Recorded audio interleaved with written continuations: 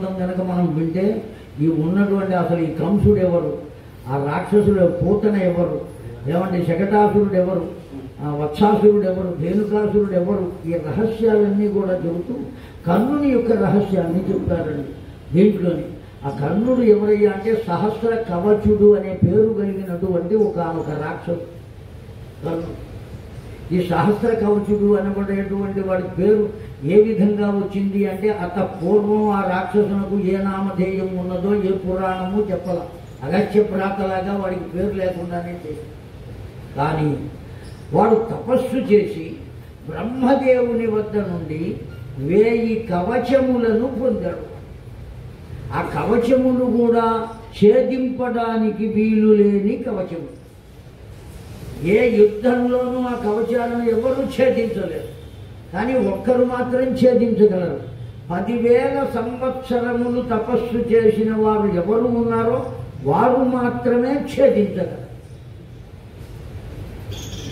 ఆ విధంగా 1000 కవచములను పొందాడు.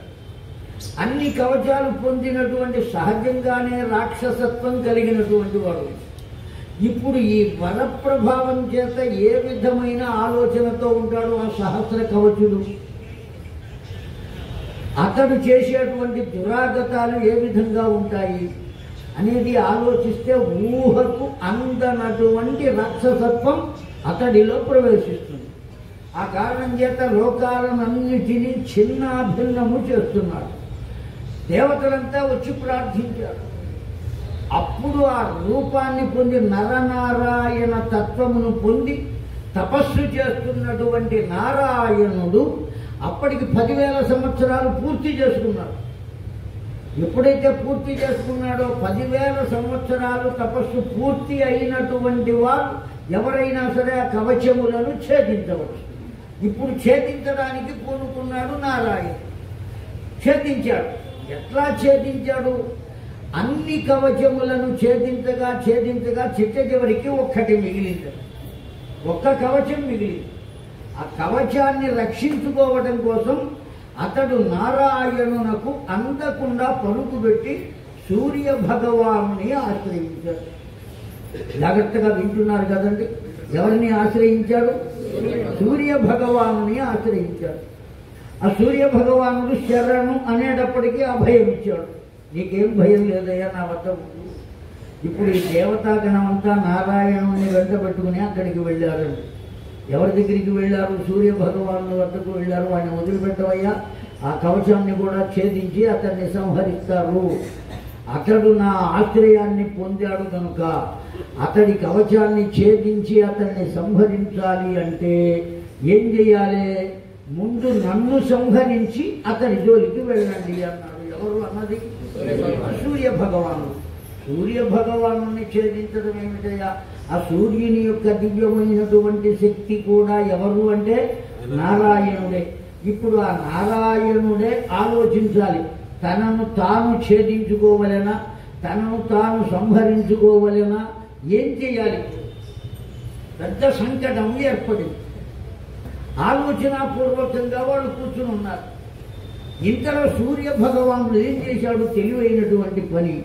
ఖచ్చితంగా అదే సమయానికి కుంతీదేవి ప్రార్థించింది. దూర్వాసుడు ఇచ్చిన మంత్రాన్ని అనుసరించి అదే సమయానికి ప్రార్థించింది. ఎప్పుడైతే కుంతీదేవి ప్రార్థించిందో తన వద్ద ఉన్నటువంటి ఆ సహస్ర కవచుడు ఉన్నాడే, ఆ ఒక్క కవచం కలిగిన ఆ సహస్ర కవచుని యొక్క దివ్యమైన శక్తి తత్వాన్ని ఆ కుంతీదేవి గర్భంలో ప్రవేశపెట్టాడు. కనుక ఇప్పుడు కుంతీదేవి గర్భంలో ప్రవేశించినటువంటి వాడు సూర్యుడా, సహస్ర కవచుడా? సహస్ర కవచుడే. కానీ ప్రవేశపెట్టింది మాత్రం ఎవరు అంటే సూర్య భగవానుడు. కనుక సంబంధి యోగము ఉన్నది కానీ యోగ సంబంధము లేదు. సంబంధి యోగము వేరు, యోగ సంబంధము వేరు. యోగ సంబంధం అంటే సాక్షాత్తు భగవంతునితో బాంధవ్యాన్ని పొందడం. సంబంధి యోగము అంటే భగవంతుని ద్వారా బాంధవ్యాన్ని పొందడం. భగవంతునితోనే బాంధవ్యం వేరు, భగవంతుని ద్వారా బాంధవ్యము వేరు. మనకందరికీ ఉన్నది బాంధవ్యం. ఈ బాంధవ్యం ఎటువంటిది అంటే భగవంతుని ద్వారా బాంధవ్యం. అట్లాగే ఈ సహస్ర కవచుడు అనబడేటువంటి వాడి యొక్క దివ్యమైన శక్తిని, ఈ దివ్యమైనది అని ఎందుకన్నామంటే ఇంతకాలం ఎవరి ఆశ్రయంలో ఉన్నాడు?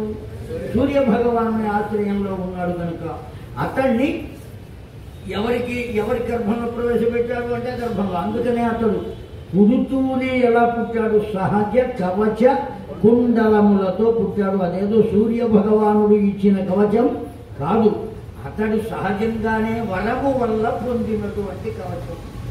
దాన్ని ఎవరు ఛేదించగలరు అంటే మరల 10,000 సంవత్సరాలు తపస్సు చేసిన వారెవరో వారు మాత్రమే ఛేదించాలి. అది కూడా ఎలా ఛేదించాలి? ఇప్పుడు అతడు సహస్ర కవచుడుగానే ఉన్నాడా, లేదు కుంతీదేవి గర్భాన చేరి కౌంతేయుడు అయ్యాడా అనేది ప్రశ్న. మళ్ళీ అవునా కాదా అండి? ఏమి కాదు చెప్పేది గర్గ భాగవతం అని లేదు, ప్రశ్నోపనిషత్తు. ఏమండి, సర్వ ఉపనిషత్తుల సారమే గర్గ భాగవతం అని, గర్గ సంహిత. అందులో ఎన్నో రహస్యాలు బయటపడుతూ ఉంటాయి. ఉన్న 7 రోజుల్లో మనకు అనేకమైనటువంటి విషయాలు మనం తెలుసుకునేటువంటి అవకాశం ఉన్నది కనుకనే అవధారణాపూర్వకంగా శ్రవణం చేయాలి అని చెప్తున్నాం మనం. ఒక అవధాని అయినటువంటి వాడు ఆ పృచ్ఛకులందరూ వేసినటువంటి ప్రశ్నలను ఏ విధంగా జ్ఞప్తి ఎందుకుని వాటిని అన్నిటినీ మళ్ళీ అప్పచెబుతాడు కదండి. ఆ విధంగా మనం 7 రోజులు అయిపోయిన తర్వాత ఈ చెప్పినటువంటి వాడు పరీక్ష పెడితే వాటికి అన్నిటికీ సమాధానాలు రాసేటువంటి స్థితిలో మనం ఉండగలిగే స్థితిలో వినాలి, మనం శ్రవణం చెయ్యాలి అని చెప్పుకుంటున్నాం. ఇదంతా ఒక్కటేనండి. మీరందరూ ఈ పసివాడికి ఇచ్చేటువంటి ఆశీర్వచనం, శ్రవణం చేయటం అంటే కేవలం ఆశీర్వచనం అండి. ఇక్కడేమీ గొప్పగా లేదు. ఆ గురుదేవుడు చెప్పిన దాన్ని మీకు అందజేయడం, ఆ సీసాలో ఉన్న రసాన్ని గొట్టంతో ఎట్లా మనం నోటికి అందుకుంటామో ఆ విధంగా అందజేయడం. ఇక్కడ కూర్చున్నవాడు నేర్చుకోవడమే, అక్కడ కూర్చున్నవాడు నేర్చుకోవడమే. ఈ రెండు జరిగేటువంటిదే దివ్యమైనటువంటి సందర్భం. ఇదే భగవద్బాంధవ్యం. కనుక ఆ సహస్ర కవచుడే ఇప్పుడు అవతరించాడు. అతడు కర్ణ కుండలములతో వచ్చాడు కనుక వాడికి ఏమని పేరు పెట్టారు? కర్ణుడు అని పేరు పెట్టారు. ఆ రాధాదేవి పెంచి పెద్ద చేసింది కనుక రాధాదేవి అంటే కృష్ణ పరమాత్మ యొక్క శక్తి రాధాదేవి వేరు, ఇక్కడ ఉన్నటువంటి రాధాదేవి వేరు. ఈవిడ ఎవరు అంటే సాక్షాత్తు ఒక సూతుని భార్య. ఆవిడ పేరు పెట్టుకుంది రాధాదేవి. ఆ రాధాదేవి పెంచి పెద్ద చేసింది కనుక రాధేయుడు అన్నారు. ఏమండి, అంగదేశపు రాజు కనుక ఆ అంగదేశ రాజు అని పిలిచారు. అనేక రకాలుగా అతన్ని పిలుస్తూ వచ్చారు.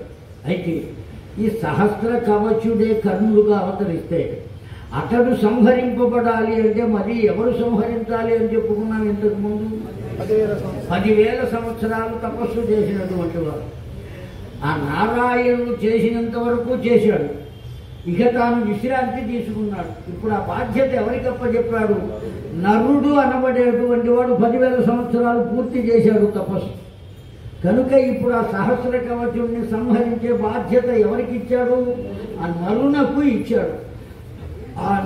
ఎప్పుడైతే సహస్ర కవచుడు ఇంకొక రూపాన్ని పొంది అక్కడ ఉన్నాడో భూమి మీద, ఈ నరుడు కూడా అతన్ని సంహరించాలి అంటే ఏం చేయాలి? ఈ విధంగానే ప్రత్యక్షంగా వెళ్ళి నరుడు సంహరించేటువంటి అవకాశం లేదు. అతడు కూడా ఇంకొక రూపాన్ని పొందాలి కనుక అతడు ఎవరుగా అవతరించాడు అంటే అర్జునుడుగా అవతరించను అని చెప్పింది కనుక భాగవతం. ఆ నరుడే అర్జునుడుగా అవతరించి ఆ సహస్ర కవచుని యొక్క చిట్ట చివరి కవచాన్ని ఛేదించాడు. ఛేదించడానికి ఇతడి వల్ల అవుతుందా కాదా అనేటువంటి సందేహంతో ఇతడి జన్మకు కారణమైనటువంటి ఇంద్రుడు సహకరించాడు. మళ్ళీ ఇక్కడ పనిచేసింది కూడా ఏది అయ్యా అంటే అహంకారము, మమకారము, ఈ రెండూ పనిచేసినాయ్యా అని చెప్పి కనుక ఈ విధంగా అవతరిస్తారయ్యా అని చెప్పారండి. ధాత అయినటువంటి వాడు వాక్లికుడుగా అవతరిస్తాడు. అగ్నిదేవుడు ద్రోణుడుగా అవతరిస్తాడండి. ఏమండి, కలిపురుషుడే దుర్యోధనుడుగా అవతరిస్తాడు అని చెప్పారు. చంద్రుడు అభిమన్యుడుగా, శంకరుడు అశ్వత్థామగా. అందుకనే ఆ రుద్ర లక్షణాలన్నీ ఉన్నాయండి. సామాన్యమైన లక్షణాలు కాదు, ఒకటి రెండా. ఒకానొక సందర్భంలో ఆ ద్వారకా నగరం వచ్చాట అశ్వత్థామ. ఆ ద్వారకా నగరం వచ్చి, నాయన నీకేం కావాలి అని కృష్ణ పరమాత్మ అడిగితే, ఒక్కసారి నీ ఆయుధాలన్నీ ఇక్కడ పెట్టవయ్యా అన్నట్ట కృష్ణ పరమాత్మ. మొత్తం ఆయుధాలన్నీ అక్కడ పెడితే, నీకేం కావాలి కోరుకో అంటే, ఇదిగో ఈ చక్రం కావాలి అన్నట్ట. దేన్నండి? విష్ణు చక్రం.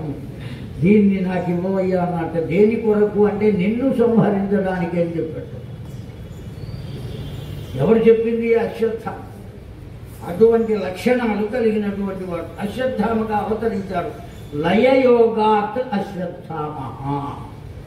అర్థమైందా అండి? సాక్షాత్తు శంకరుడే అశ్వత్థామగా అవతరించాడు. దీని వెనుక అనేకమైన రహస్యమైన చరిత్రలు ఉన్నాయి. అవన్నీ ముందు ముందు వస్తాయి మనకు. ఈ విధంగా దేవతలంతా కూడా వారి వారి అంశంలో ఆ యదువంశంలో అవతరిస్తారయ్యా నా యొక్క రాక కోసం. ఇవన్నీ దేవతలకు చెప్పి ఎవరెవరు ఏ ఏ విధంగా ఉంటారు. ఏమండి, ఈ నంద ఉపనందుల గృహాలలో నా సఖులంతా కూడా సుబ్బలులై ఉంటారు అని చెప్పారు. సర్వ విధములైనటువంటి బలములు ఎన్ని రకాలుగా ఉన్నాయి అంటే 8 రకాలుగా ఉన్నాయి. మొట్టమొదటిది ఏది అంటే జ్ఞాన బలము అని చెప్పారు. మొదటి బలం ఏదయ్యా అంటే జ్ఞాన బలం. రెండవది బుద్ధి బలం. మూడవది దృష్టి బలం. నాలుగవది గమన బలం. ఐదవది దేహ బలం. ఆరవది యోగ బలం. ఏడవది స్థాన బలం. ఎనిమిదవది జాత బలం అని చెప్పారు. జన్మ చేత వచ్చేటువంటి బలం. ఇవన్నీ కూడా సంస్కారయుతమై ఉంటాయి. ఈ బలాలన్నీ కూడా మనం దేనివల్ల పొందగలుగుతామంటే కేవలం భగవద్ అనుగ్రహం చేతనే పొందగలుగుతాం. బుద్ధి బలం కావాలి, జ్ఞానబలం కావాలి, దేహ బలం కూడా కావాలి. దేహ దారుఢ్యం లేకపోతే, మనం దేహ దారుఢ్యంతో పని లేకపోతే ఆహారం ఎందుకు మనకు? ఆహారమే అక్కరలేదు అనుకున్నప్పుడు ఎవ్వరూ ఏ కర్మ చేయకుండా హాయిగా ఉంటారు. అర్థమవుతుందండి? ఆయన ఎవరో చెప్పారట రామాయణం చెబుతూ, ఓ హరిదాసు గారు ఓ మాట అన్నాడు. ఈ బల అతి బల అనబడేటువంటి విద్యలు ఎక్కడున్నాయో కనబడితే ఆ రెండు నేను ఉపదేశం పొందడమే కాకుండా నా ఇంట్లో ఉన్న వాళ్ళందరికీ ఉపదేశం చేస్తానయ్యా. అసలు ఆహారంతో కానీ, దాహంతో కానీ, నిద్రతో కానీ పని ఉండదు. వాటి రోజులు నిద్ర అక్కర్లేదు మనకే కదండి. 24 hours టీవీ చూస్తూ ఉండాలి అంటే మనకు ఏం లేకుండా పోవాలి? నిద్ర లేకుండా పోవాలి. ఇప్పుడు టీవీ కూడా చూడాల, ఎవరు సెల్ ఫోన్ దగ్గర పెట్టుకుని చూస్తున్నారు. రాత్రి తెల్లవారు దాంట్లోనే అన్నీ కనబడుతున్నప్పుడు ఇంకా ప్రత్యేకించి పెద్ద బాక్స్ ఎందుకు? ఆ చిన్నది చేతిలోనే ఉంటుంది. పూర్వం ఆ పుస్తకం హస్తభూషణం అని ఓ సామెత ఉండేది ఒకనొకప్పుడు. ఇప్పుడు పుస్తకం, ఈ హస్తభూషణం పుస్తకం కాదు, ఏదయ్యా అంటే కర్ణపిశాచి. ఆ ఫోను ఏదైతే, ఆ దూరశ్రవణ యంత్రం ఏదైతే ఉన్నదో అదే హస్తభూషణం. అది చేతిలో లేకపోతే అసలు ఎక్కడికి దేవుడి దగ్గరికి వెళ్ళేవాడు కూడా దాన్ని పట్టుకుని వెళ్ళే పరిస్థితి వచ్చింది. కనుకనే ఏం చేస్తున్నారు, అక్కడ సెక్యూరిటీ వాళ్ళు ఉండి మొత్తం తీసి అవతల పారేస్తున్నారు. అదే సరి అయినటువంటి విధానం. లేకపోతే అక్కడికి వెళ్ళి ఏం చేస్తాడు వీడు? ఫోటోలు తీస్తాడండి. చేతిలో ఉన్న దగ్గర నుంచి ఏం చేస్తూ ఉంటాడు? ఫోటోలు తీస్తూ ఉంటాడు. ఒక్కసారి పక్కన నుంచోండి, మేము ఫోటో తీసుకుంటాం. ఎంతమంది అడిగేటువంటి వాడు ఏం చేస్తాడు? ఆ తర్వాత ఆ ఫోటో కనీసం చూడను కూడా చూడదు. ఏమన్నా కట్టించి గోడకు వేలాడు తీస్తాడా అంటే ఏమీ చేయడు. అర్థమైందా అండి? అంతే. కనుక అక్కరలేని కర్మలన్నిటినీ చేయడానికి మనం సిద్ధపడుతున్నాం అనేది ఒక్కసారి మనం ఆలోచించుకోవాలి పెద్దలు. కనుక ఈ విధంగా, అంతేకాకుండా మహామాయను పిలిచి ఓ మాట చెప్పారటండి పరమాత్మ. ఏమని చెప్పారు? అనుసృజంతే మయా వాక్యం అని చెప్పారు. నేను చెప్పేది జాగ్రత్త కాదు, నువ్వు ఆచరించు అని చెప్పారు. దేవకి యొక్క 7వ గర్భాన్ని, అక్కడ ఉన్నటువంటి ఆ పిండమును ఆదత్తము చేసి రోహిణీదేవి గర్భంలో ప్రవేశపెట్టి ఎంత జాగ్రత్తగా ఒక వ్యూహాన్ని రచించారు ఆ భగవంతుడు. కనుకనే ఆ శక్తిని మనం ఏమన్నామంటే భగవత్తత్వము అన్నాం. ఏ వ్యూహము లేకుండా ఏ ఆలోచన లేకుండా కనుక ముందుకు వెళ్ళినట్లయితే వాడు సామాన్యమైన మానవుడు అవుతాడు. తన ఇష్టం వచ్చినట్టుగా తాను కనుక ప్రవర్తించినట్లయితే రాక్షసుడు అవుతాడు.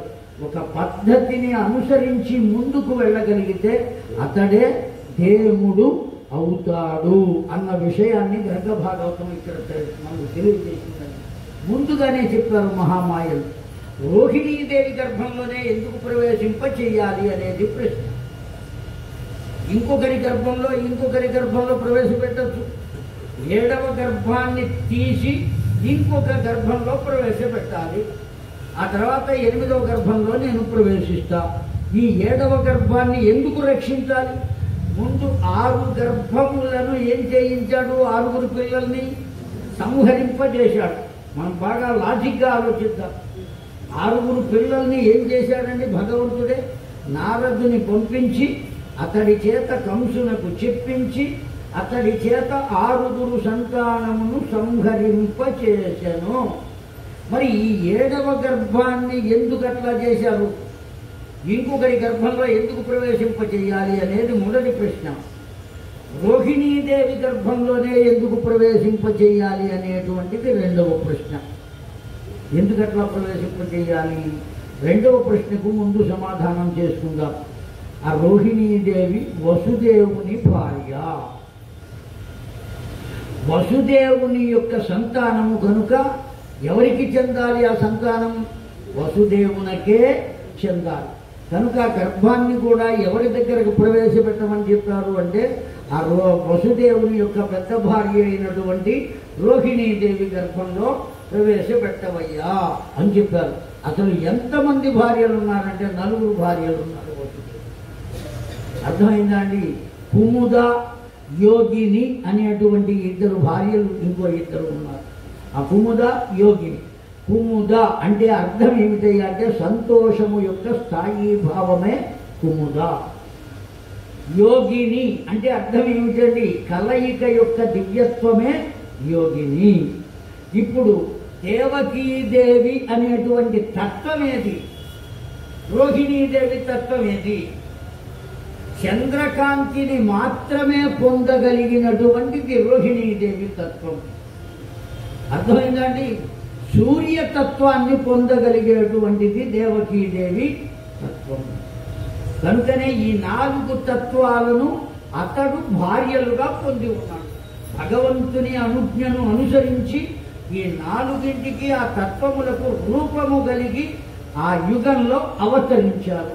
వాళ్ళను పొందాడు. కనుక ఈ గర్భాన్ని తీసుకువెళ్ళి ఎక్కడ ప్రవేశపెట్టమన్నారు? ఆ రోహిణీదేవి గర్భంలో ప్రవేశపెట్టమన్నారు.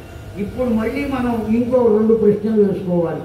ఏమిటా ప్రశ్నలు అంటే, అయ్యా కుమిదిని, యోగిని ఉన్నారు కదా, వాళ్ళ గర్భంలో ప్రవేశపెట్టకుండా రోహిణీదేవి గర్భంలోనే ఎందుకు ప్రవేశపెట్టమని చెప్తాను భగవంతుడు అని ప్రశ్న వేయాలి కదండి. మీరెవ్వరూ వేయరు అన్న విషయం నాకు అర్థమైపోయింది. కనుక ఇప్పుడు నేను చెబుతున్నా.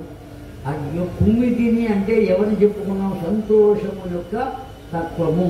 అది ఎప్పుడూ కూడా సంతోషం అనేటువంటి తత్వము, ఆనందతత్వం ఉన్నదే. లేనిపోని వ్యవహారముల జోలికి వెళ్ళదు. వెళ్ళినట్లయితే ఆనందం కాస్త ఏమైపోతుంది?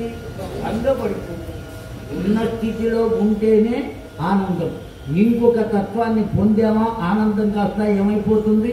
లుప్తమైపోతుంది. అందుకని దేన్ని పొందే అవకాశం లేదు కనుక కుమిది దగ్గరికి వెళ్ళదు. యోగిని ఉన్నది. ఎప్పుడూ ధ్యానమునకు అవగతమైనదే తప్ప ఇంకొక కర్మ చేయడానికి వీలు లేదు. దేవకీదేవి ఎటు పొందింది కనుక అక్కడ ఉండడానికి వీలు లేదు. కనుక ఇప్పుడు ఎవరిని ఆశ్రయించాలి? చంద్రుని యొక్క దివ్యత్వాన్ని పొందగలిగినటువంటిది ఏదైతే ఉంటుందో. కారణం ఏమంటే చంద్రునికి ఒక దివ్యమైన లక్షణం. ఏమిటంటే ఆ లక్షణం? పనికిరాని వస్తువుని కూడా గొప్పదిగా చేసి లోకానికి అందించగలిగినటువంటి లక్షణం.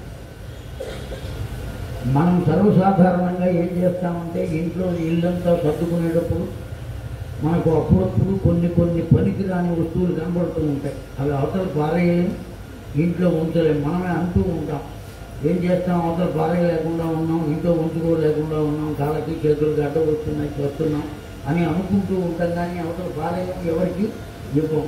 అది పూర్తిగా పనికిరాని స్థితి పొందిన తర్వాత ఎవరికైనా ఇవ్వడానికి సిద్ధపడతాం. ఏ పని చేసే వాళ్ళకో ఎవరికో మాకు అక్కర్లేదు, నువ్వు వాడుకో, ఎందుకంటే నీకు ఎటు పనికిరాదు కనుక. అర్థమైందా అండి? కానీ చంద్రుడు ఉన్నాడే, పనికిరాని దాన్ని కూడా పనికొచ్చేట్టుగా చేసి లోకానికి అందించి ఆనందాన్ని కలిగించే దివ్యమైన లక్షణం కలిగిన వాడు ఎవరు అంటే చంద్రుడు. చంద్రునికి కాంతి ఎవరి ద్వారా వచ్చును అనేది మొదటి ప్రశ్న. సూర్యుని ద్వారా వచ్చును. సూర్యుని యొక్క కాంతి ఎంత ప్రచండమైనది అనబడేటువంటిది మనకందరికీ తెలుసు. కొద్ది కొద్దిగా ఇప్పుడే అనుభవానికి వస్తుంది ఈ సంవత్సరం. అవునా కాదా అండి? చంద్రుని యొక్క కాంతి ఎంత ప్రచండమైనటువంటిది అనేది మనకు తెలుసు. అందుకనే 3 దగ్గర నుంచి 5 దాకా పెట్టుకున్న దాన్ని మార్చుకుని 5 దగ్గర నుంచి 7 వరకు మార్చుకున్నాం మనం. అంత ప్రచండమైనది సూర్యుని కాంతి. అటువంటి కాంతిని చంద్రుడు స్వీకరిస్తాడు. కానీ మనకు ఇచ్చేటప్పుడు మాత్రం దాన్ని ఏం చేసి ఇస్తాడండి? చల్లగా చేసి ఇస్తాడు. అవునా కాదా అండి? అంత ప్రచండమైనటువంటి కాంతిని కూడా స్వీకరించి మనకు హృదయాహ్లాదం కలిగే అంత దివ్యమైన స్థితిలో మార్చి దాన్ని మనకందరికీ పంచిపెట్టేటువంటి దివ్యమైన తత్వం కలిగిన వాడు కనుక అతన్ని ఆశ్రయించి ఉండేటువంటి తత్వమునకు దీన్ని కనుక అందించినట్లయితే దీనికి క్షేమం కలుగుతుంది అని ఆలోచించి, ఇంత దూరం ఆలోచించి తన వ్యూహాన్ని ఏం చేశాడు? ఆ గర్భంలో ఉన్నటువంటి ఆ పిండమును ఆదత్తము చేయమన్నాడు. ఆదత్తం చేయడం అంటే అక్కడి నుంచి మార్చేయడం, స్వీకరించి తీసుకొచ్చి ఇక్కడ దీన్నే ఏమంటారు? సంకర్షణము అని అంటారు. ఆ కారణంగా అవతరించాడు కనుకనే అతనికి ఏమని పేరు పెట్టారు అంటే సంకర్షణుడు అని పేరు పెట్టారు. ఈ గ్రంథకర్త అయినటువంటి గర్గాచార్యుల వారైతే రమయతీతి రామ, అతడు అందరికీ ఆనందాన్ని కలగజేస్తాడు. మీదు మిక్కిలి పెరిగి పెద్దవాడైన తర్వాత దివ్యమైనటువంటి బలపరాక్రమాలు కలిగి ఉంటాడు కనుక బలరామ అని నామకరణం చేస్తున్నాను అని చెప్పారు. శేష అంశతో అవతరించాడు అని చెప్పారు. ఇన్ని చెప్పింది ఎవరయ్యా అంటే నందరాజుకు గర్గాచార్యుల వారే చెప్పారు మొత్తం ఈ రహస్యం. కనుక ఆ విధంగా ఆ ఉన్న 7వ పిండాన్ని రోహిణీదేవి గర్భంలో ఇదిగో ఈ కారణం చేత ప్రవేశింపజేశారు. ఎవరికి చెప్పారు ఈ మాటంతా? ఆ మాయాదేవికి చెప్పారండి. ఆ మాయాదేవికి వెళ్ళి నీవు వెళ్ళి ఆ పిండాన్ని ఆదత్తం చేసి ఇక్కడ ప్రవేశపెట్టు అని చెప్పారు. ఈ చెప్పడానికి కారణం 6గురిని సంహరింపజేసిన వాడు ఇక్కడ ఎందుకు కాపాడవలసి వచ్చింది అంటే, దేవేంద్రుడు ఆ పిండమును ఎన్ని చోట్ల ఖండించారు అంటే 6 చోట్ల ఖండించారు. 6 చోట్ల ఖండించారు కనుక పిండమును 6 పిల్లలను సంహరింపజేశారు. 6 చోట్ల పిండమును ఖండిస్తే ఎన్ని భాగములయ్యిందది? 7 భాగములు అయింది. కనుక ఖండింపబడినటువంటి దానికి కారణం దేవకీదేవి కనుక 6 పిల్లలను సంహరింపజేసి 7వ భాగం కూడా దేవకీదేవికి దక్కకుండా ఇంకొక చోట పెరిగేటట్టుగా చేశారు. కారణం ఏమంటే తనకు ఆ భాగము వల్ల ఆవశ్యకత ఉన్నది. తను చేసేటువంటి కర్మలో ఆ భాగము వల్ల కలిగేటువంటి వాడు తనకు రక్షణ కల్పిస్తూ తన వెంట ఉండవలసినటువంటి ఆవశ్యకత ఉన్నది. ఎన్నో ఎన్నో కర్మలలో ఎంతోమంది సహకరిస్తున్నారండి. తిరుమల తిరుపతి దేవస్థానం ఉన్నది. ఆ దేవస్థానంలో అనేక మంది అర్చకులు ఉన్నారు. ప్రధాన అర్చకులుగా మొన్నటిదాకా ఒక ఆయన ఉన్నారు, ఇప్పుడు ఇంకొకరిని పెట్టారు. అంతేకాదు నాకు అనిపిస్తూ ఉంటుందండి, ఆ మొన్న మధ్య వెళ్ళిపోయినటువంటి శేషాద్రి గారు, డాలర్ శేషాద్రి అంటే ఆయన ఎన్నిసార్లు రిటైర్ అయ్యాడో తెలుసునండి? 3 సార్లు రిటైర్ అయ్యాడు. ఎవడైనా జీవితంలో ఎన్నిసార్లు రిటైర్ అవుతారు? ఒకే ఒక్కసారి. 3 సార్లు రిటైర్ అయ్యి మళ్ళీ రీఇన్స్టెంట్ మళ్ళీ అతన్ని ఉద్యోగంలో వేసుకున్నారు. అన్నిసార్లు తీసేసినా మళ్ళీ వేసుకోవడానికి కారణం ఏమిటంటే అంటే వెంకటేశ్వర స్వామికి అతడు ఏదో ఆ భగవంతునికి గత జన్మలో చేసినటువంటి ఓ దివ్యమైన తత్వం ఉన్నది. ఈ జన్మలో అతను ఏం చేశాడు అనేది భగవంతుడు తర్వాత వచ్చే జన్మకు పట్టించుకుంటాడు. కానీ గత జన్మలో అతను చేసినటువంటి దివ్యత్వానికి ఈ జన్మలో ఎంతవరకు ఇవ్వవలను అతనికి ముందే ఏర్పాటు చేశాడు కనుక దాని ప్రకారం జరిగింది. అట్లా ఎవరికి అవకాశం ఉంటుందండి? వేలకి వేలు పెట్టుకుని మనం వెళ్ళినా ఎంతసేపు ఉండగలుగుతున్నాం అక్కడ ఆ స్వామి ఎదుర్కొండా? వాళ్ళు ఎంతసేపు ఉండగలుగుతున్నారు? ఆ భగవంతుని సేవ చేసేటువంటి భాగ్యం, ఆ భగవంతునికి సాక్షాత్తు అది వైకుంఠం. అక్కడ ఆ స్వామి అక్కడ నిలబడి ఉన్నాడు, వాడికి అభిషేకం చేస్తున్నారు, వాడికి వస్త్రధారణ చేయిస్తున్నారు, వాడికి ఇదంతా శృంగారమే. శృంగారం అంటే మనం ఏమని చెప్పుకున్నామో అలంకారం అని చెప్పుకున్నాం. ఆ ఆభరణాలన్నీ ధరింపజేస్తున్నారు, ఆ పాదములకు బంగారు పాదాలను తొడుగుతున్నారు, ఇంత సేవ చేస్తున్నారే. ఈ సేవంతా చేసేటువంటి భాగ్యం వాళ్లకు దేని వల్ల కలిగింది? ఏ జన్మలోనూ వాళ్ళు చేసినటువంటి పుణ్యం, సుకృతం. ఆ సుకృతం వల్ల అంత దివ్యమైనటువంటి స్థితి. కష్టపడి రైల్లో 2 రోజులు ప్రయాణం చేసి వస్తున్నాం. విమానం ఎక్కగలిగిన వాళ్ళు 2 గంటలున్నా ఆకాశంలో నిలబడి కిందికి భూమి మీదకి బతుకు జీవుడాన్ని దిగి మళ్ళీ కారెక్కి ఏదో ఇల్లు ఓ గది చూసుకునో ఓ రూమ్ చూసుకునో అందులో ప్రవేశించి విశ్వనాథుడి దగ్గరికి వెళితే తీరా పాలు కొనుక్కునో 10 రూపాయలు పెట్టుకుని కొనుక్కుని వెళ్ళినా ఆ తూముల్లాంటి డబ్బాలేవో పెడితే దాంట్లోంచి పోసేటువంటి అవకాశమే తప్ప వాడిని ముట్టుకునే అవకాశం లేదే. ఆ గూట్లో కూర్చున్నటువంటి వాళ్ళు ఎన్ని గంటలు కూర్చుని అలా ముట్టుకుంటున్నారు.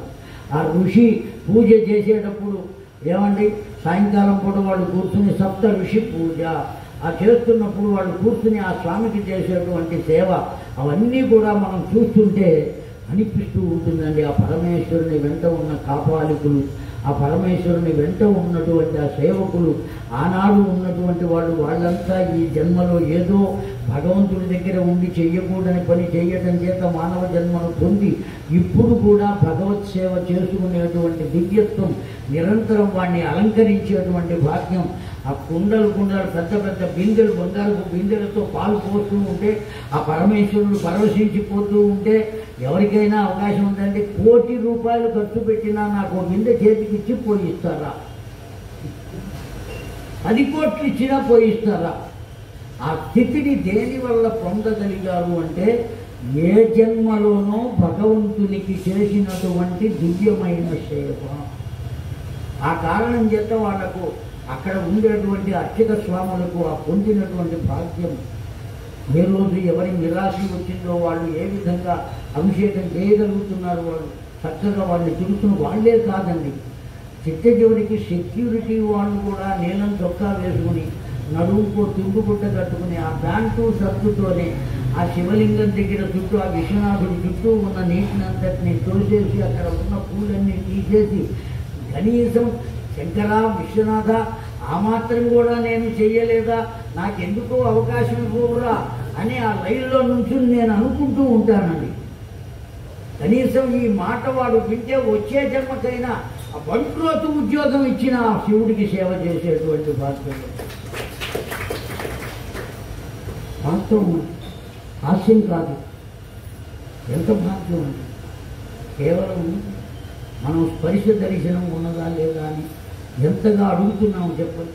అడుగుతున్నామా లేదా? కేవలం ఎంతసేపు ఉంచుకోగలుగుతామని చాలామంది ఆలోచన. అసలు వాడు లేచి రావాలే కానీ దాన్ని తీసుకెళ్ళి మన ఇంట్లో పెట్టుకుందామని అంత ఆశతో అక్కడికి వెళ్తారు. అసలు పట్టుకుని వదలని వాళ్ళు కూడా చాలామంది. మనకి అవకాశం దొరికింది కదా, అక్కడికి వాడు ఈ ఎత్తున బారికేట్స్ పెట్టి ఏదో రకంగా ముట్టుకునేటువంటి అవకాశాన్ని కల్పిస్తే అప్పుడు కూడా మనం కదలకుండా అక్కడ వెనక వాడికి అవకాశం ఇవ్వాలి కదా అనే ఆలోచన కూడా లేకుండా వాడిని పట్టుకుని అలా ఉంటే ఎందుకట్లా ఆలోచన కలుగుతుందంటే దేనికి ముట్టుకోవాలి అంటే ఆ ముట్టుకున్న ఆ స్పర్శ జరిగిన సమయంలో మనకు తెలియని ఏదో దివ్యమైనటువంటి అనుభూతిని మనం పొందగలుగుతున్నాం. సత్యమైనటువంటి విషయం. ఆ అనుభూతి కోసం ఎంత సంపాదించిన డబ్బుని ఎంత ఖర్చు పెడుతున్నాం ఆలోచించండి ఒక్కసారి. ఒంటరిగా కూర్చొని ఆ భగవత్ తత్వం అంత దివ్యమైనది కనుకనే భగవంతుడు ఎవరెవరు ఏ ఏ విధంగా సేవ చేస్తారో వాళ్ళనందరినీ తన వెంట తెచ్చుకుంటూ ఉంటాడు. ఏ అవతారంలో అయినా. ఇప్పుడు పరిపూర్ణమైన అవతారంలో ఎవరెవరిని ఏ విధంగా తెచ్చుకున్నాడో కనీసం ఆ కంసుడిని కూడా అట్లాగే తెచ్చుకున్నాడండి. ఎవరి కంసుని పూర్వజన్మ వృత్తాంతం చెబుతున్నారు చాలా దివ్యంగా. ఏమండి, క్షీరసాగర మథన సమయంలో ఆనంద మాత్రమితి కేవల అనుభవానంద సంతోష పరాత్పర ప్రసన్నో భూత్ సహస్రప వాంగ్మనోగోచరా అతీతం తతో న జ్ఞాయతే తత్ మనః అని చెప్పారు. చాలా దివ్యమైనటువంటి తత్వాన్ని ఇచ్చారండి. ఎప్పటికీ కూడా రెండు తత్వాలు ఉన్నాయి, పరాతత్వం అపరాతత్వం.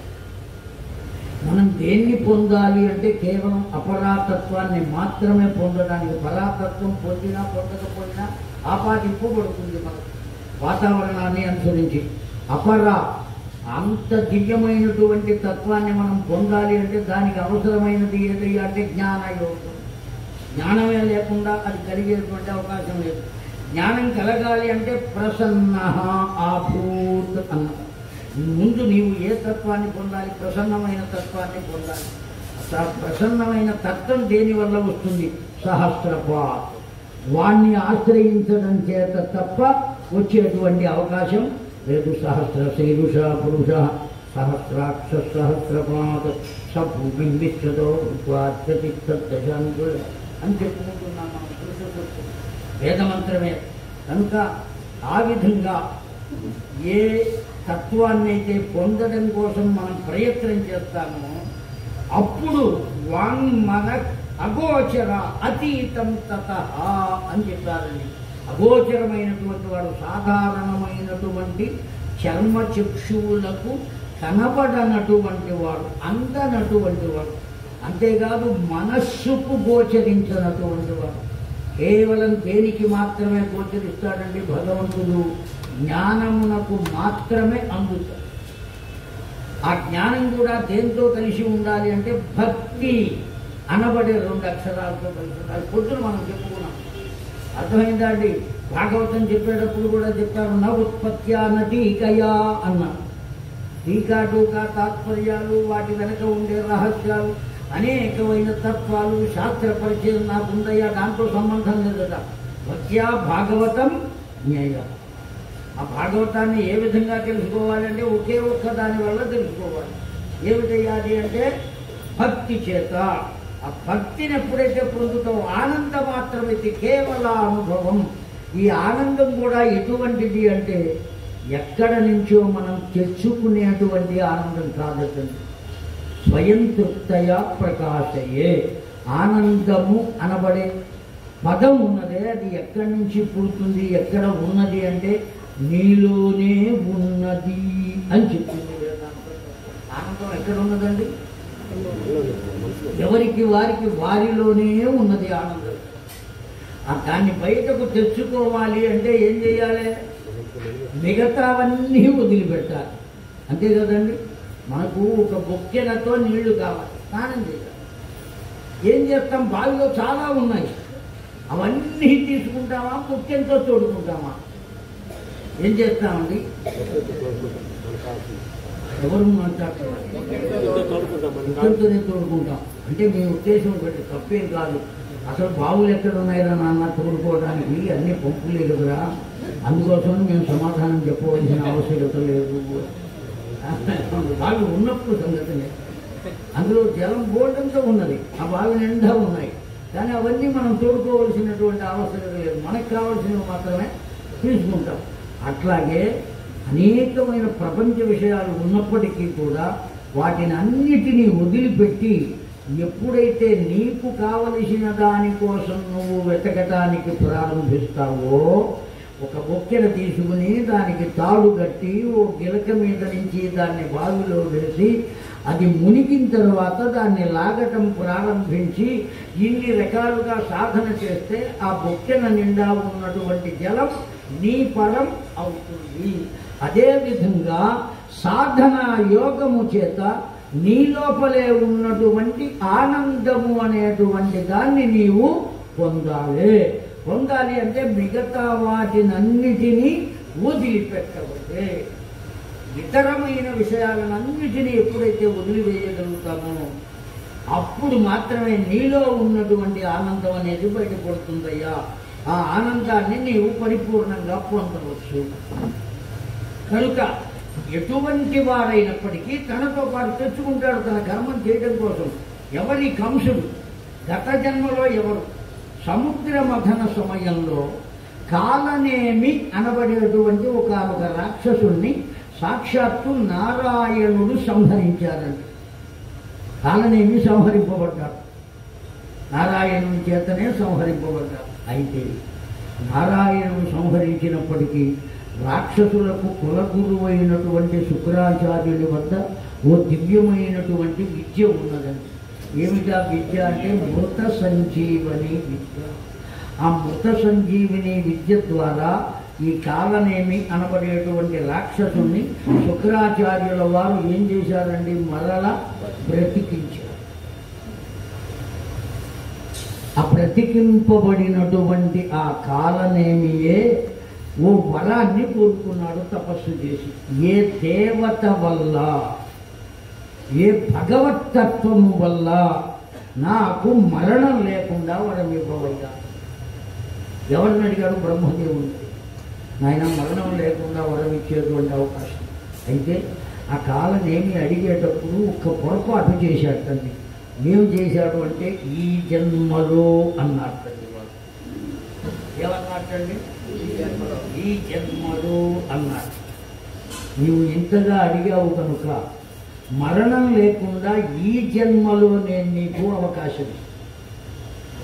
కానీ నీవు మరణాన్ని ఎప్పుడు పొందుతావు? ఇదే స్మృతి చేత మరు జన్మలో పొందుతావు. ఏమండి అట్లా చేసే అవకాశం ఉన్నదా అంటే ఉన్నదండి, మనకు కూడా ఉంది. ఈ జన్మలో అనుభవించవలసినవన్నీ మనం మిగుల్చుకున్నాం అనుకోండి. ఏదో శరీరానికి ఓ రోగం వచ్చింది, దాన్ని మనం ఏం చేస్తున్నాం? అనుభవించట్లా. ఓ వైద్యుడి దగ్గరికి వెళ్తున్నాం, నాకు ఈ వ్యాధి కలిగిందయ్యా అని చెబుతున్నాం. వాటిని భరించలేక వాటిని తగ్గించుకుంటున్నాం. అవునా కాదండి? ఆ పూర్వజన్మకృతం పాపం వ్యాధి రూపేణ వినశ్యతి అని కదా శాస్త్రం చెబుతున్నది. ఆ వ్యాధిని మనం పరిపూర్ణంగా అనుభవించకుండా ఏం చేస్తున్నాను? తగ్గింపజేసుకుంటున్నాం. తగ్గింపజేసుకునేటప్పటికీ ఇప్పుడు ఎంతవరకు అనుభవించాలో అంతవరకు అనుభవించకుండా కొంతనే అనుభవించి మిగతా దాన్ని మనం అనుభవించకుండా వదిలివేయడం చేత ఆ మిగిలినటువంటి పాప ఫలితాన్ని అనుభవించడం కోసం మళ్ళీ పుడుతున్నాం. అవునా కాదా అండి?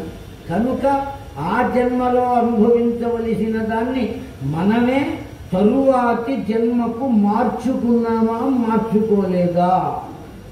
మనమే మార్చుకున్నప్పుడు భగవంతుడు మార్చలేకపోతాడా? ఆలోచించండి. కనుక ఆయుర్దాయాన్ని కూడా అట్లా మారుస్తాడు అని గురు చరిత్ర అనబడే గ్రంథంలో చెప్పబడింది. ఆ నృసింహ సరస్వతి స్వామి వారు కేవలం 16 ఏళ్ల వయస్సు కలిగినటువంటి ఆ పిల్ల యొక్క భర్తకు క్షయరోగం వస్తే అతడు ఆ స్వామివారి దగ్గరికి వెళ్తే బతికిస్తారు అనేటువంటి ఆశ చేత ఆ పిల్ల పాపం తన భర్తను ఎడ్ల బండిలో పడకుండా పెట్టుకుని ఆ ఎడ్ల బండిని నడిపించుకుంటూ గాణగాపురం గంధర్వపురానికి చేరితే ఆశ్రమంలో స్వామివారు లేరు అంటే ఆయన ఎక్కడో సంగమస్థలిలో ఉన్నారమ్మా అని చెబితే సంగమస్థలికి బయలుదేరింది ఆవిడ అదే ఎడ్ల బండిలో. మార్గ మధ్యంలోనే ఆ గంధర్వపురం చేరేదాకా బ్రతికే ఉన్నాడు, ఆశ్రమానికి వచ్చేదాకా బ్రతికే ఉన్నాడు. ఆశ్రమం నుంచి బయలుదేరి ఎన్ని కిలోమీటర్ల దూరంలో ఉన్నది? 3 కిలోమీటర్ల దూరం ఇప్పుడు ఉన్నటువంటి దూరం. ఆ ఉన్న దూరం వెళ్ళే లోపల మార్గ మధ్యంలో మరణించాడు. ఆ మరణించిన భర్తను అక్కడ పెట్టుకుని స్వామివారి దగ్గరకు వెళ్ళి, అయ్యా నా పరిస్థితి ఇది ఇలా ఉన్నది అంటే ఎంతగానో చెప్పినా పిల్ల వెనక దుఃఖపడి కాళ్ళ వేళ్ళ పడితే అప్పుడు స్వామివారు అతన్ని బ్రతికించారు. నువ్వు ఎట్లా బ్రతికించావయ్యా అని గంధర్వపురంలో ఉన్న బ్రాహ్మణులందరూ వచ్చి అడిగితే, అలా చనిపోయినటువంటి వాడిని బ్రతికించడం అనేటువంటిది ధర్మమేనా? కాలానికి ఎదురు ఈదినట్లు కాదా అని శాస్త్రం తెలిసిన పండితులంతా అడిగితే, వచ్చే జన్మలో ఉండేటువంటి ఆయుర్దాయంలో కొంత భాగాన్ని ఆ పిల్ల యొక్క దుఃఖాన్ని పోగొట్టడం కోసం నేను మార్చానయ్యా, అంతే తప్ప చనిపోయిన వాడిని నేను బ్రతికించలేదు. లోకశక్తి చేత ఏదైనా చేయించగలిగినటువంటి శక్తి మనకు ఉన్నది. మనలోనే ఉన్నటువంటి శక్తులను మనం ఉపయోగించుకోలేక కేవలం ఉదరం భరిణత్వం తప్ప ఇంకొక ఆలోచన లేకుండా బ్రతుకుతున్నాను. ఎంతవరకు ఈ పూట భోజనం అయిపోతే రేపు ఏం చేసుకోవాలి, ఏ కూర కొనుక్కు రావాలి, దాన్ని ఏ విధంగా వండుకోవాలి, ఏమంటే ఈ ఆలోచనలు తప్ప ఎంతవరకు ఈ ఆయుర్దాయం, ఎంతవరకు ఈ కుండు దేహంతో నేను ఉండాలి. అవును కాదా అండి? అభయ శాస్త్రి గారు చెప్పారు, కంపు దేహాలపై గుమాయింపు కొరకు హంత పులుము కొందురు మీ కులము వారు. అంటే ఈ దేహాలన్నీ కూడా ఎటువంటివి అంటే అటువంటివే. దీని నుంచి బయటకు వచ్చేటువంటి ఒక్కటి కూడా సుగంధం కలిగినది లేదు ఈ దేహం నుంచి. కనుక శీర్యతే ఇది శరీరం, నశించే లక్షణం కలిగింది. ఇన్ని రకాలైనటువంటి దుర్యోగములతో కూడుకున్న దేహభావం చేత బ్రతుకుతున్నాం. కనుకనే పునరపి జననం పునరపి మరణం పునరపి జనని జఠరేశయనం. ఒక్కసారి దాన్ని కనుక వదిలిపెడితే, శరీరాన్ని మనం వదిలిపెట్టకర్లా, దీనికి నాకు సంబంధం లేదయ్యా, కేవలం ఎవడో ఏ రూపంతోనో చేసిన కర్మను అనుభవించడం కోసం భగవంతుడు ఈ శరీరాన్ని ఇచ్చాడు. కనుక ఆ శరీరం ఏం చేస్తుంది? వాడు చేసినటువంటి కర్మ ఫలితాన్ని అనుభవిస్తూ ఉంటుంది. నేనేం చెయ్యాలి అని ప్రశ్న వేసుకుని దాని ప్రకారం మనం ముందుకు వెళ్ళగలగాలి. మీరంతా చాలా అదృష్టవంతులు. ఎందుకు అంటే ఎవరు కాశీ వాసం చేస్తున్నారో అందులో కేవలం 9 నెలలు వాసం చేయడం కాదండి, జీవితాంతం ఇక్కడే ఉంటాను, మధ్యలో వెళ్ళి రాకుండా ఉండాలండి. అటువంటి స్థితిని పొందాలి. ఆ పరిపూర్ణమైనటువంటి కాశీవాస తత్వం వ్యాస భగవానుడు ఎంత దుఃఖపడ్డాడండి నిష్కాసం చేయడానికి, ఇక్కడి నుంచి వెళ్ళడానికి. అంత తపస్సు చేసినటువంటి ఋషీశ్వరుడు దుఃఖపడ్డాడు. ఎప్పుడైతే నువ్వు ఇక్కడ ఉండడానికి వెళ్ళలేదు, వెళ్ళిపోమంటే చిట్టచివరికి అమ్మవారి అనుమతి తీసుకుని గంగా అవతలికి వెళ్ళి తెల్లవారు లేస్తే ఆయన కనబడేటట్టుగా ఒక కోణాన్ని ఏర్పాటు చేసుకుని అక్కడ లింగ ప్రతిష్ఠ చేసుకుని దానికి కూడా కాశీ అనే నామకరణం చేసి అక్కడే ఉండిపోయాడు. వ్యాస కాశీ అని మనం వెళ్ళి చూసి వస్తున్నాం. అని వదిలిపెట్టకుండా ఉండేటువంటి భాగ్యం ఎవరిచ్చారండి? మనంతరం మనకు వచ్చింది కాదు, మనం చేసుకున్న పుణ్యకర్మ వల్ల, ఆ సుకృతం వల్ల భగవంతుడు ఇచ్చాడండి అంత దివ్యమైనటువంటి అవకాశం. లేకపోతే ఇవ్వడం. అతడు ఏం చేస్తున్నాడు అనేది తీసి పక్కన పెడతాడు. వ్యాపారం చేసినా లేదు, ఇంకో పని చేసినా అసలు ముందు ఎక్కడ ఉన్నాడు అంటే కాశీలో ఉన్నాడు. అనేక రకాలైనటువంటివి మనం అనుకుంటూ ఉంటాం, నేను వెళ్ళాలంటే మా మనవరాలు ఏడుస్తుంది, వెళ్ళకపోతే మా మనవడు దుఃఖపడతాడు, నన్ను చూడకపోతే దిగులు వాడికి, నేను 2 చేతులు ఇట్లా పెట్టుకోవాలి. ఒక పెద్ద మనిషి చెప్పాడు, నా 2 చేతులు నేను పడుకునేటప్పుడు ఇట్లా పెట్టుకోవాలండి. ఓ మనవడు ఈ చెయ్యి మీద, ఒక మనవడు ఈ చెయ్యి మీద తల పెట్టుకుంటాడు. వాళ్ళు అట్లా పెట్టుకుని పడుకుంటే కానీ వాళ్ళకు నిద్ర పట్టదు, వాళ్ళు అట్లా పడుకుంటే కానీ నాకు నిద్ర పట్టదు అని చెప్పాడు. నీకు పెద్ద దరిద్రం పట్టిందిరా అని నేను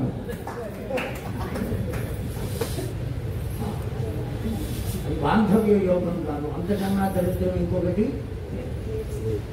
అన్నీ వదిలిపెట్టరా బాబు అని ఆ గోపికలు చెప్పారు కదండి శ్రీమద్ భాగవతంలో. అర్ధరాత్రి పూట వేణునాదం చేస్తే గోపికలంతా ఒకళ్ళకి తెలియకుండా ఒకళ్ళు మొత్తం ఉన్న గోపికలంతా అక్కడికి చేరుకున్నారు. మీరందరూ ఎందుకు వచ్చారు ఇప్పుడు ఈ రాత్రి సమయంలో? దేనికి వచ్చారు? ఇంతమంది ఇక్కడికి వస్తే మిమ్మల్ని నన్ను ఇట్లా ఎవరైనా చూస్తే ఏమనుకుంటారు? మీ ఇళ్లకు మీరు పోండి అని కృష్ణ పరమాత్మ చెబితే ఆ గోపిక ఎంత మధురమైన మాట అన్నదో తెలిసిన అండి. మీరు చాలాసార్లు వినుంటారు కదా భాగవతం. ఎంత మధురంగా మాట్లాడింది అంటే, అసలు మమ్మల్ని పిలవటానికి కాకపోతే వేణునాదం ఎందుకు చేసావు? అర్ధరాత్రి కూడా వేణునాదం చేయడం, హాయిగా నిద్రపోక ఎందుకు చేసావు? మమ్మల్ని పిలవడానికి కాకపోతే. మేమందరం దేనికి వచ్చాము? ఎంత మాట అన్నదండి. అన్నీ వదులుకుని నీ దగ్గరికి వచ్చాను. కనుక మనకు అర్థమయ్యేది ఏమిటంటే వాడి దగ్గరికి చేరుకోవాలి అంటే వదులుకోవాలి, దేహభావాన్ని కూడా వదులుకోవాలి. వదులుకుంటే కానీ వాడి దగ్గరికి చేరలేదు. కేవలం శరీరగతంగా కాశీ వస్తున్నాం కానీ మనోగతంగా కాశీలో ఉండగలుగుతున్నామా అనేది మనల్ని మనం ప్రశ్న వేస్తున్నాం. వారణాసిలో విశ్వనాథుడు మనోగతంగా ఉండాలి. అప్పుడు బొంబాయిలో ఉన్న అభ్యంతరం లేదు. వాడు ఎక్కడుంటాడు, నీతోనే ఉంటాడు ఆ విశ్వనాథుడు. వాడు విశ్వనాథుడు కదండి. ఆ విధమైన తత్వాన్ని పొందగలిగితే అంతకన్నా మధురమైనటువంటి కట్టం ఇంకొకటి లేదు. కనుక అటువంటి వాళ్ళు ఎవరైతే ఉంటారో వాళ్ళని వాడే తెచ్చుకుంటాడు. మనం ఇప్పుడు వింటున్నాం, ఎవరెవరుగా అవతరిస్తారో చెప్పుకున్నారు. వాడికి ఏం పని అండి అసలు? వీళ్ళందరినీ తీసుకురావాల్సిన పని తన వాళ్ళు కనుకనే తనతో పాటు తెచ్చుకుంటున్నాడు. ఒక్కడిని కూడా వదిలిపెట్టాల. కనుక చిట్ట చివరికి దుర్మార్గుడుగా కనపడిన కంసుడిని కూడా తీసుకొచ్చాడు కదండి. ఎంతగా అతడికి దివ్యమైన స్థితిని కల్పించాడు. ఆ కంసునకు శత్రుత్వంతో అయినా సరే, భయం చేతనైనా సరే తనను నిరంతరం తలుచుకునేటువంటి స్థితిని కల్పించాడు. కల్పించి ఆ తలుచుకుని అసలు వాస్తవంగా ఎవరని చెప్పుకున్నామో ఆ కంసుడిని కాలనేమి. అతడు ఒక రాక్షసుడు. అతనికి ఎటువంటి స్థితిని కల్పించాడండి భగవంతుడు? ఇప్పుడు కంసునిగా అవతరింపజేసి ఆ కాలనేమినే భయము చేతనే నిరంతరము తనను తలుచుకునేటట్లుగా చేసి చిట్ట చివరికి తానే సంహరించి అతడికి ఏ విధమైన స్థితిని కల్పించాడు అంటే తురీయమైనటువంటి యోగాన్ని కల్పించాడు. ఆ భగవంతుని ఒడిలో నిరంతరము కూర్చునేటువంటి స్థితిని కల్పించాడు భగవంతుడు. శత్రుత్వము చేతనైన, బాంధవ్యము చేతనైన, ప్రేమ చేతనైన. పోతన గారు ఎంత గొప్పగా చెప్పాడు. వ్యాసుడు కూడా కేనాపి ఉపాయేన నివేశయన్ భగవన్ నివేశయన్ అన్నాడు వ్యాస భగవానుడు.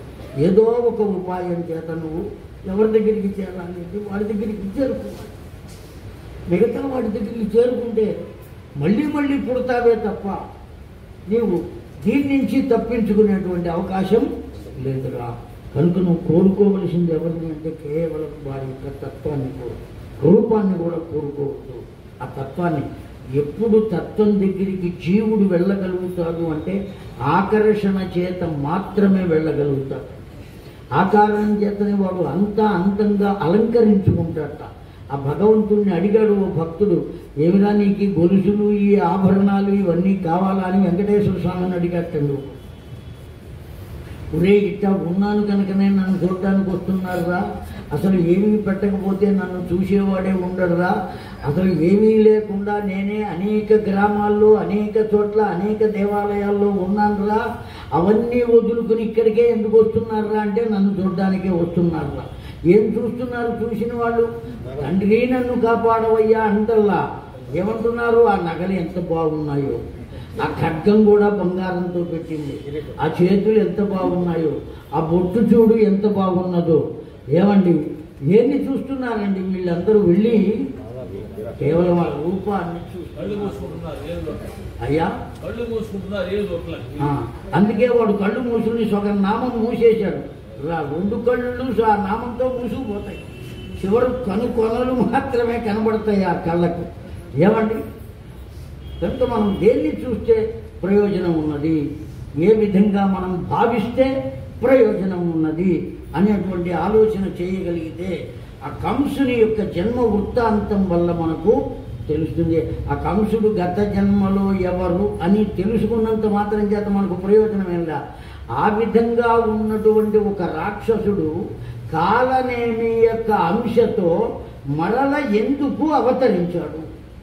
ఆ అవతరించి వాడు కంసుడు అని పేరు పెట్టుకుని ఏ విధంగా ఎట్లా వచ్చాడు వాడు? పైగా ఉగ్రసేనుని పుత్రుడు. అంటే ఉగ్రసేనుని పుత్రుడు రాక్షస బీజం వల్ల కలిగినటువంటి వాడు.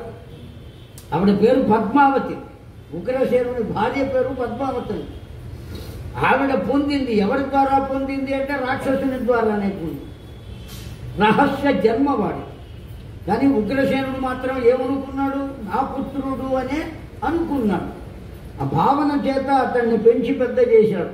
సహజమైనటువంటి లక్షణాన్ని పోగొట్టుకోలేక రాక్షసత్వాన్ని నింపుకున్నాడు. అంతేకాదు కాలనేమి ఎంత బలశాలి అయ్యున్నాడో అంత బలశాలి అయ్యున్నాడు.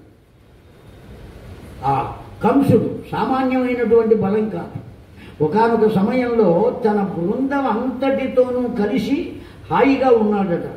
ఆ బృందంలో జరాసంధుడు కూడా ఉన్నాడు కంసునితో పాటు. చక్కగా కూర్చుని మనం ఇట్లా ఎలా అయితే మాట్లాడుకుంటున్నామో వాళ్ళందరూ కూడా, మనం పురాణం చెప్పుకుంటున్నాము, వాళ్ళు ఏదో విషయాన్ని చెప్పుకుంటున్నారు, వాళ్ళకి కావలసిన విషయాన్ని. ఆ సందర్భంలో అక్కడే ఉన్నాడు కంసుడు కూడా. ఆ ఉన్నటువంటి సందర్భంలో కువలయాపీడము అనేటువంటి ఒకానొక ఏనుగు మదించి ఉన్నది. దాని ఇష్టం వచ్చినట్టు అది ప్రవర్తిస్తూ ఆ ప్రాంతానికి వచ్చింది. ఆ ప్రాంతానికి వస్తే దాని యొక్క స్థితిని చూచి అక్కడ కూర్చున్న వారు ఎవ్వరూ లేవలేదట. కంసుడు మాత్రం లేచి దాని తొండమును దాని 4 పాదములను కలిపి ఒక చేత పట్టుకుని గిర్రగిర్ర తిప్పి విసిరివేశాటండి. ఎవరిని? ఆ కువలయాపీడమును. అతని బలపరాక్రమాలు చూచి ఆనందపడిన జరాసంధుడు తన 2 కుమార్తెలను కంసునకు భార్యలుగా చేశాడు. అస్థి ప్రాప్తి అని మనకు భాగవతంలో చెప్పబడు.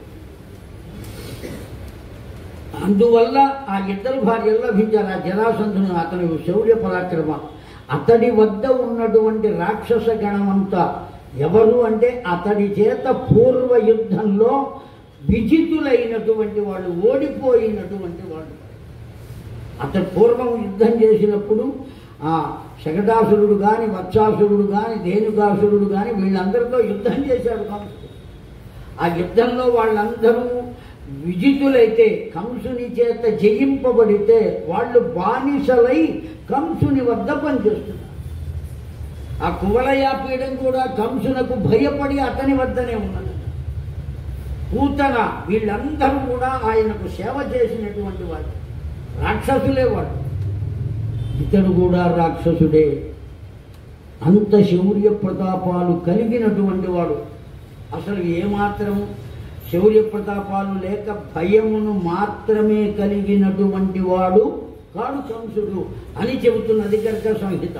అంత దివ్యమైనటువంటిదండి. కనుక అంతేకాదు ఆ ఋష్యమూక వనం చాలా దివ్యమైనటువంటి వనంట. ఆ వనం దగ్గరకు వెళ్ళి అనేక మంది రాక్షసులను జయించి వాళ్ళనందరినీ తనకు సేవకులుగా, బానిసలుగా తెచ్చుకున్నట్టు. సామాన్యమైనటువంటి వాడు కాదు. అనేకములైన తత్వాలు. అందున ఆ కాలనేమిగా ఉన్నప్పుడు ఎప్పుడైతే శుక్రాచార్యుడు మరలా అతన్ని బ్రతికించాడో విష్ణువు పట్ల భక్తి కూడా కలిగి ఉన్నాడటండి వాడు. ఎందుకంటే సంహరించిన వారు ఎవ్వరు?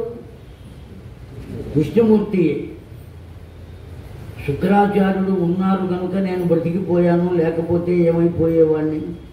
సామాన్యమైనటువంటి వాడు కాదు, సాక్షాత్తు నారాయణుడు అని. ఆ నారాయణుని పట్ల పరమమైనటువంటి భక్తి కలిగి ఉన్నటువంటి వాడు.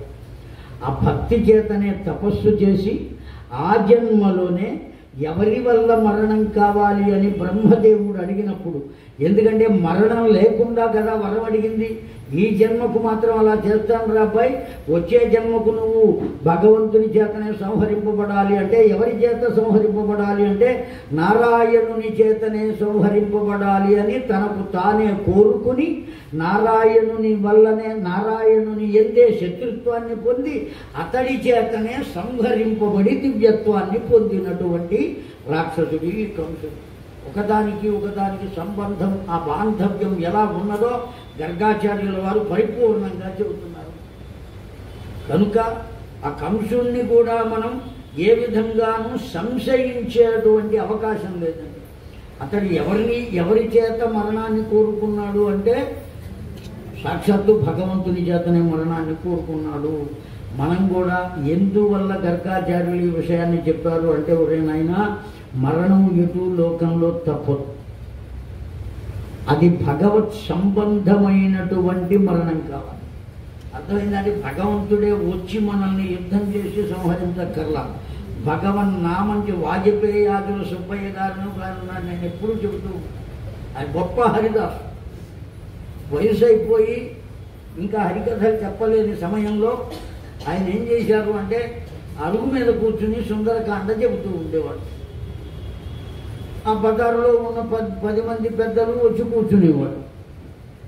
ఎన్ని రోజులు పడుతుంది సుందరకాండ చెప్పడానికి? ఓ వారం రోజులు, 10 రోజులు, లేదా 15 రోజులు, ఓ నెల రోజులు చెప్పాడు, అయిపోయింది. ఏం చేసేవాడు మళ్ళీ తతో రావణ నీతాయా సీతాయా శత్రుకర్షణ అని మళ్ళీ సుందరకాండ మొదలు. ఏమయ్యా నిన్నటి దాకా అదే కదా చెప్పింది, ఇవాళ ఇంకోటి చెప్పవయ్యా అని కూర్చున్న వాళ్ళు కూడా అడిగేవాళ్ళు కాదుట. వాళ్ళు కూడా సుందరకాండ వినడానికే కూర్చునేవాళ్ళు. రోజు రావటం, ఈయన చెప్పటం, వాళ్ళు వినటం, ఇట్లా అనాదిగా జరుగుతుంది. ఆయన ఎప్పుడైతే హరికథలు మానేశాడో అప్పటి నుంచి జరుగుతూనే ఉన్నది, చెబుతూనే ఉన్నాడు. ఒకానొక రోజున తతో రావణ నీతాయా సీతాయా శత్రుకర్షణ అని మొట్టమొదటి శ్లోకం చెప్పి, అదిగో వెళుతున్నాడయ్యా దుష్కృతం నిష్ప్రతిద్వంద్వం అనేటువంటి విషయాన్ని చెప్పి, ఎవ్వరూ చెయ్యలేనటువంటి దాన్ని సాధించి ముందుకు వెళుతున్నాడయ్యా. వెళుతున్నాడు కదా, చూస్తున్నారు కదా, అదిగో వెళుతున్నాడు అంటూనే తల వాల్చేశాడండి. ఇది భగవత్ సంబంధమైన మరణం. అరుగు మీద కూర్చుంది. ఏది మరణం? అనాయాసేన మరణం, వినా దైన్యేన జీవితం. ఈ రెండే కదా మనం కోరుకోవలసింది భగవంతుని వద్దకు. పెద్దలు చెబుతారు, ఒరే నాయన నీకేది కావాలో నీకన్నా ఎవరికి తెలుసు? భగవంతుడికి తెలుసు. పసిపిల్లిన వాడికి ఏ అన్నం పెడితే వాడు ఆరోగ్యంగా ఉంటాడో ఎవరికి తెలుసు? కన్న తల్లికి తెలుసు. నీకు జన్మనిచ్చిన వాడికి నీకేం కావాలో తెలుసురా. నాకు అది కావాలి ఇది కావాలని వాడిని అడక్కురా. అక్కడికి వెళ్ళి ఏం అడగాలి? తండ్రి నాకు ఏది అవసరమో ఏది కావాలనో జన్మనిచ్చిన వాడు నీవే, నేను ఎలా ఉండాలో తెలిసిన వాడు నీవే, నాకు ఏది అవసరమో తెలిసిన వాడు నీవే, కనుక నేను నిన్ను అడగవలసిన ఆవశ్యకత లేదు. కానీ 2 అడగదలుచుకున్నానయ్యా. అనాయాసేన మరణం, వినా దైన్యేన జీవితం. ఈ 2 నాకు ఇవ్వవయ్యా చాలు. మిగతావన్నీ ఎట్లా చూసుకోవాలా, పిల్లవాడికి ఏ చొక్కా వేయాలి, ఏ లాభం వేయాలి, ఎట్లా వాడిని అలంకరించాలి, ఏది అన్నం పెట్టాలి, పసితనంలో ఉన్నటువంటి వాడికి స్తన్యాన్ని ఇస్తుంది, కాస్త వయస్సు వస్తే వాడికి ఉగ్గన్నం అని